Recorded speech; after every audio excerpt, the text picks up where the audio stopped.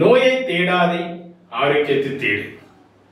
நோயை தேடிட்டு தான் இருக்கும், ஆரோக்கியத்தை தேடுறோம்னா வாய்ப்பே இல்லை. அப்போ நோயை தேடிட்டு இருக்கோம்னா எப்படி நோயை தேடுறோம் அப்படின்னா, எனக்கு பிபி இருக்கா இல்லையா அடிக்கடி பிபி எடுத்துப்பாரு, பிபி செக் பண்றது. என்ன சுகர் இருக்கா இல்லையா அடிக்கடி சுகர் டெஸ்ட் பண்ணுறது. சுகர் ஏறி இருக்கா இறங்கி இருக்கா, ஒரு மாதிரியா இருக்கு, சுகரை செக் பண்ணிக்கிறோம், பிபி செக் பண்ணிக்கிறோம்.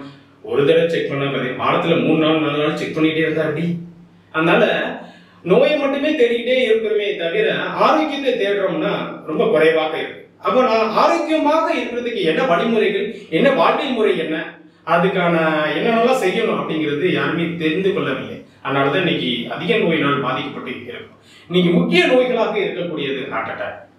ஹார்ட் அட்டாக் அப்படிங்கிறது மாரடைப்பு. இந்த மாரடைப்பு நோய் நிறைய சிறியவர்களுக்கு பெரியவர்கள் வரைக்கும் அதிகப்படியாக பாதிக்கப்பட்டுட்டே இருக்காங்க. ஓகே, இந்த ஹார்ட் அட்டாக் இதனால வருதுன்னா நிறைய காரணங்கள், இதை பத்தி நிறைய டாக்டர்கள் சொல்லியிருக்காங்க. அது நிறைய வீடியோஸ் எல்லாம் நிறைய வந்திருக்கு.